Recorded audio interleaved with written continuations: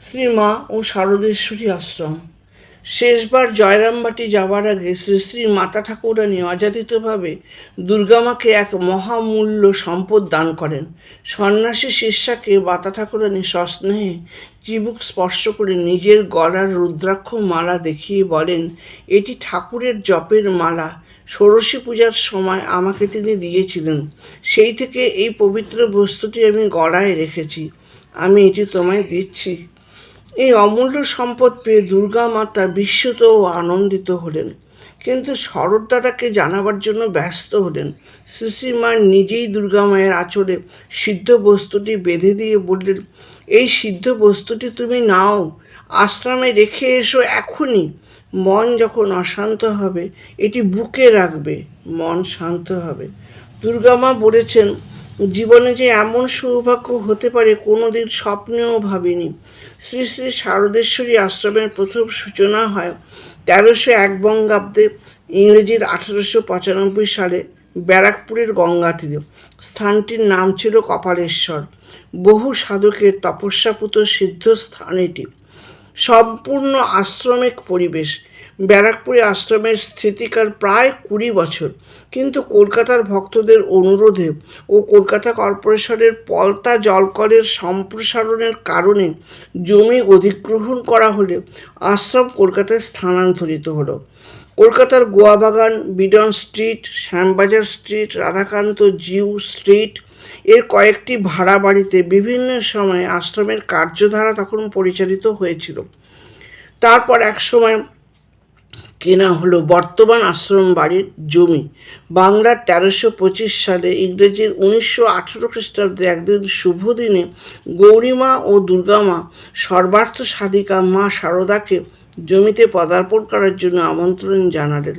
শ্রী শ্রী মা জমিতে পদার্পণ করে বললেন, খাসা জমি, বেশ বাড়ি হবে, মেয়েরা সুখে থাকবে। তারপর তিনি স্বহস্তে পঞ্চরত্ন পঞ্চশস্য সহ একটি রূপোর কৌটো ভূমিতে প্রথিত করেন এবং স্বয়ং ভূমি পুজো করেন। এইভাবে শ্রী শ্রী শারদেশ্বরী আশ্রমের নিজস্ব গৃহ প্রতিষ্ঠার শুভ সূচনা হয়। গৌরীমা দুখানি ইটের উপর শ্রী শ্রী মাকে বসিয়ে মিষ্টি মুখ করান।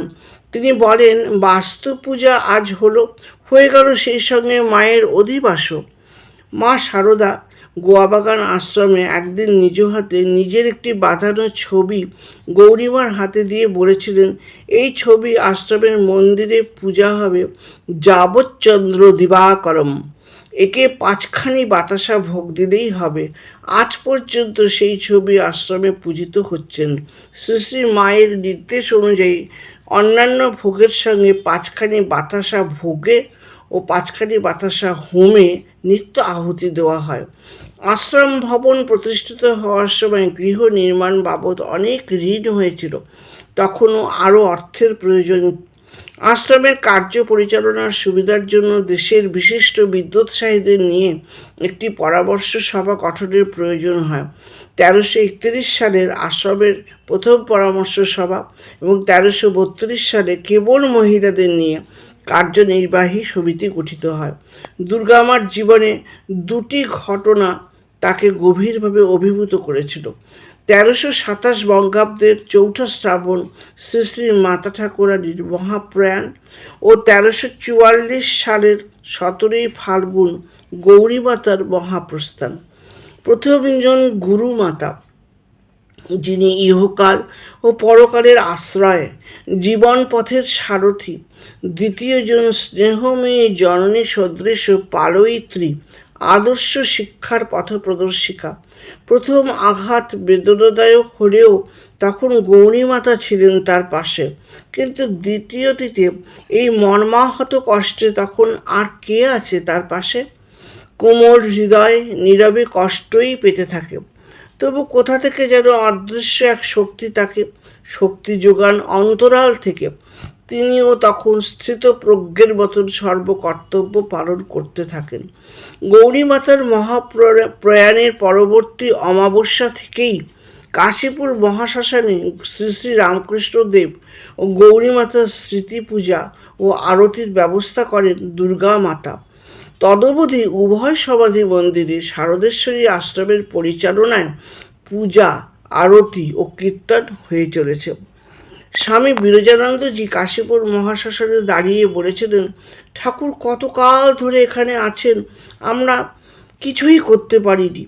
ঠাকুরের মেয়ে এসে কেমন অন্তত মাসে একদিন আরতি আর ভোগের ব্যবস্থা করেছেন। দুর্গা মায়ের মহতী জীবনের বহুমুখী ধারাকে ধারণ করার মতন ধীশক্তি আমাদের মতন সাধারণ শক্তির বাইরে। দুর্গা মার বিশাল ব্যাপ্তি, জীবনের সামান্য স্পর্শ পাওয়ার আগ্রহ ও ঐকান্তিকতায় তার জীবন দর্শনকে কয়েকটি পর্বে ভাগ করে আলোচনা করলে আমরা কয়েকটি দিক দেখতে পাই। তা হলো তার সংগঠনী শক্তি, বিদ্যানুরাগ, আধ্যাত্মিকতা, মাতৃত্ব ও রসবোধ।